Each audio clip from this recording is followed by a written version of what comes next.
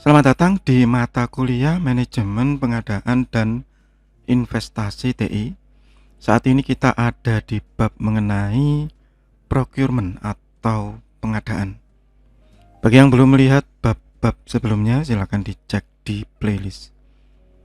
Di bagian-bagian sebelumnya saya menerangkan mengenai aset, kemudian data sebagai aset ya, data asset identification, kemudian juga ada intangible asset atau aset yang dianggap tidak terlihat.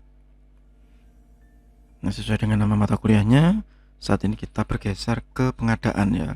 Investasinya sudah sebagian gitu ya, awal. Sekarang kita ke pengadaan atau procurement kalau di dalam bahasa Inggris. Yang pertama kita pahami dulu apa itu procurement. Procurement itu atau pengadaan ya, bisa didefinisikan sebagai full range of activities related to purchasing goods, services, and works. Jadi pengadaan itu satu rangkaian ya, rangkaian besar aktivitas untuk membeli sesuatu, entah itu barang, jasa, atau pekerjaan. Nah, rangkaian ini tidak hanya kemudian pada saat kita membeli, tetapi rangkaian sebelumnya ya. Procurement can range from contracting for an entire service to purchasing small assets such as office equipment. Jadi bisa saja pengadaan itu mulai dari melakukan aktivitas kontrak ya, dari semuanya, atau hanya membeli barang yang remeh gitu ya, barang-barang kecil seperti ATK, alat tulis kantor, office equipment. Bisa juga berupa proses ya untuk mengakuisisi atau mendapatkan barang, jasa, atau pekerjaan sipil ya. Bisa jadi perbaikan segala macam atau pembangunan. Dan proses itu merupakan siklus secara keseluruhan sampai dengan berakhirnya masa kontrak. Sehingga menjadi satu aset yang bermanfaat.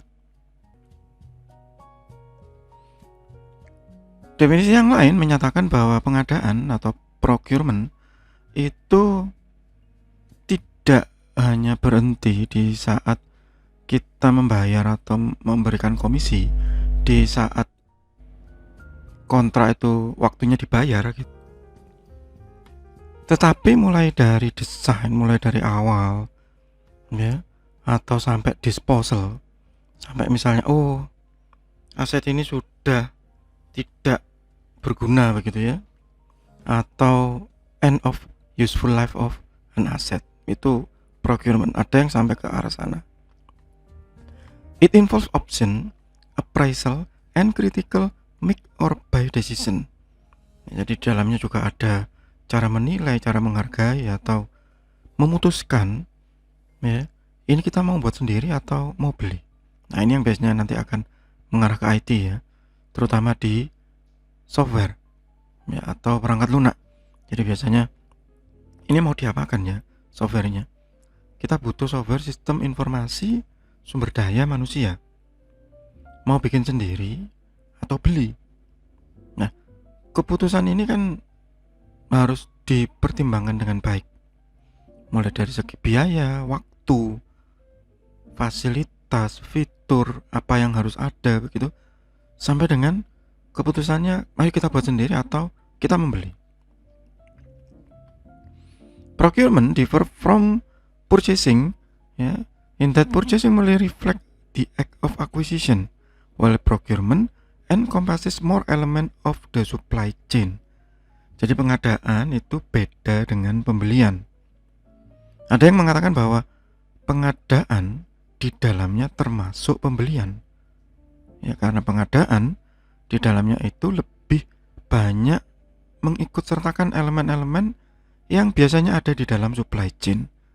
Jadi termasuk logistik, transportation, ya, penyimpanan segala macam. Begitu.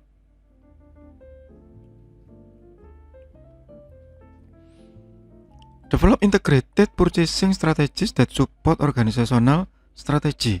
Jadi procurement atau pengadaan itu pembelian yang mampu mendukung strategi organisasi, atau kalau secara sederhana pembelian yang mampu mendukung visi dan misi perusahaan. Contohnya misalnya monitoring supply market and trend and interpreting the impact of this trend on company strategy. Jadi misalnya memonitor ya tren yang ada di pasar saat ini. Misalnya kita ini kalau IT ya, kita mau membeli hardware apa sekarang? Untuk apa Pak hardware-nya? Ya untuk ini, untuk operasional, untuk dipakai oleh karyawan. Oke, dipakai oleh karyawan. Mau beli apa? Mau beli PC, mini PC, ya, laptop, atau kita memberikan subsidi ke karyawan sehingga mereka nanti BYOD ya, bring your own device, atau membawa laptop mereka sendiri tapi kita kasih subsidi. Misalnya oke, kita subsidi berupa uang bulanan atau berupa cicilan laptop atau entah, enggak tahu ya. Itu contoh, trennya kemana, tetapi harus sesuai dengan strategi perusahaan. Strategi perusahaan seperti apa?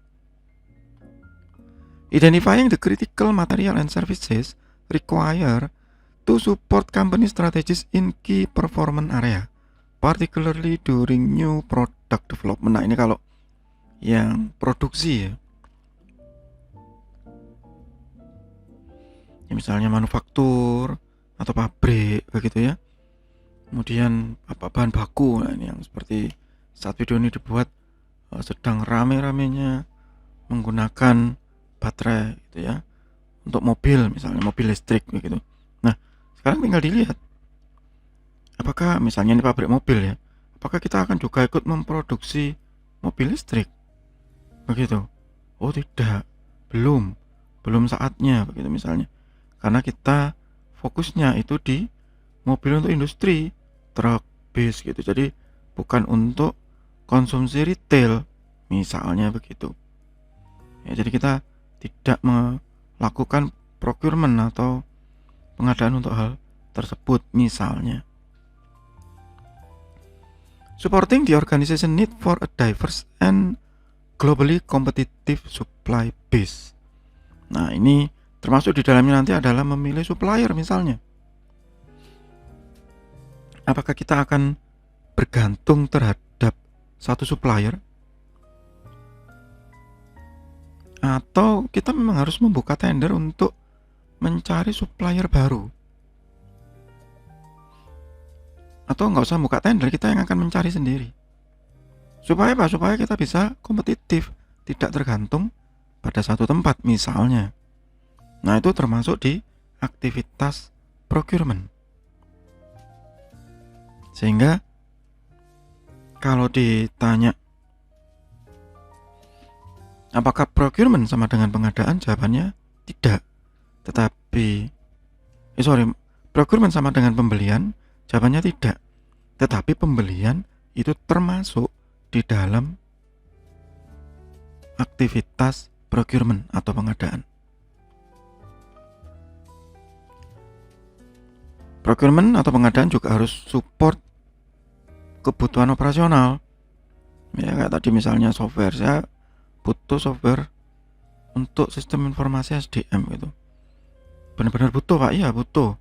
Karena untuk operasional, misalnya masa-masa pandemi gitu ya, kita sering di lockdown, sering disuruh sebagian work from home misalnya, maka kita perlu sistem presensi baru yang bisa online misalnya begitu. Understand business requirement. Nah, itu kenapa biasanya di pemerintahan ya itu ada bagian pengadaan. Nah, begitu. Sayangnya kadang bagian-bagian seperti itu malah lebih banyak disalahgunakan ya. Faktanya memang begitu. Ya, kalau Anda bisa lihat kasus-kasus yang terblow up oleh media ya untuk korupsi, kebanyakan kan pengadaan.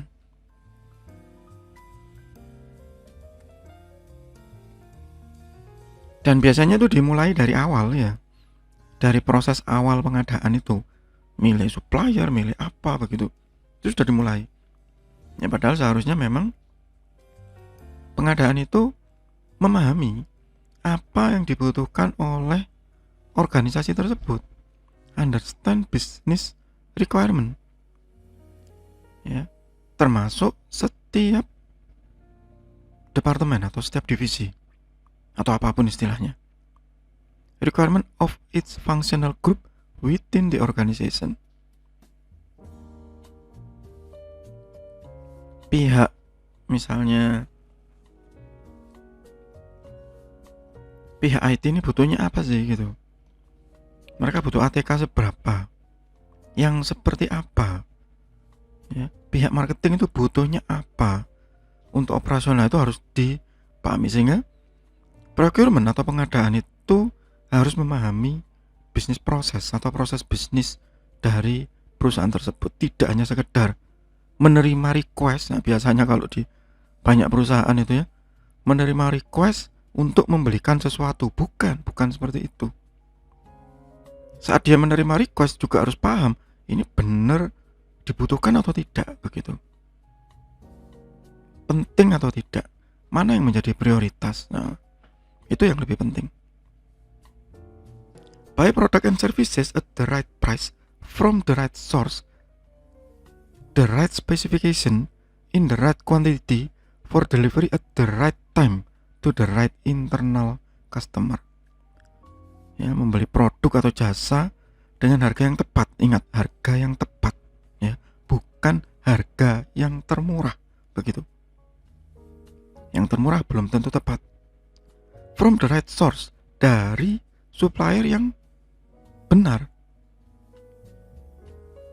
bukan supplier yang terbaik loh ya, bukan from the best source, bukan from the right source,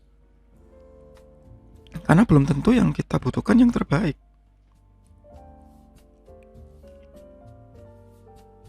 Malah Pak mau cuma beli ATK, beli kertas ya, dan ini lebih banyak untuk kebutuhan internal saja, untuk arsip ya. Kita enggak perlu yang misalnya 80 gram yang HVS nya gold, itu tidak, tapi yang biasa. Nah itu salah satu contohnya, tidak harus yang terbaik ya, the right specification. Nah kayak tadi misalnya saya butuh sistem informasi SDM nih gitu, untuk kepentingan itu. Nah apa butuhnya, nggak harus yang paling mahal yang kita beli, tapi yang paling tepat. Apa ya yang paling enak gitu, yang paling bagus gitu. Oh ya harus bisa mobile, bisa pakai GPS dengan baik, GPS nya nggak bisa diakali, kemudian sederhana. Tapi ada juga yang butuh misalnya ini harus diinstal di laptop ya, ada cek secara berkala, monitoring secara berkala misalnya tiap 15 menit di laptopnya, ngecer, ada itu ya aplikasi seperti itu, supaya memastikan bahwa memang betul-betul work from home. Nah itu contoh spesifikasi yang benar, in the right quantity, jumlah yang benar begitu, jangan terlalu banyak dan juga jangan kurang. Delivery at the right time, jangan sampai telat.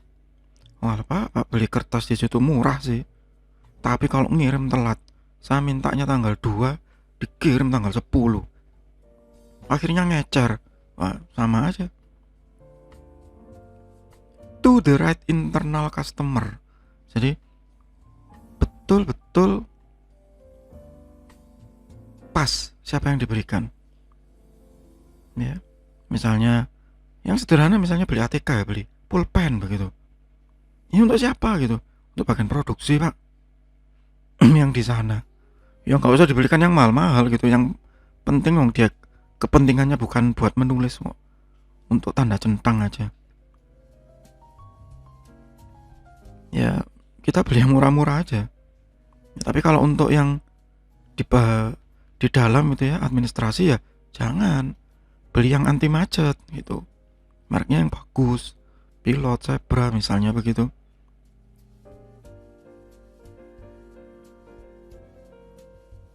Kepentingannya beda, kebutuhannya beda. Nah, itu contoh pengadaan yang baik. Ya, jadi divisi pengadaan itu hal yang sulit ya. Nah, nanti yang kita bahas di bagian-bagian berikutnya adalah pengadaan di bidang TI begitu.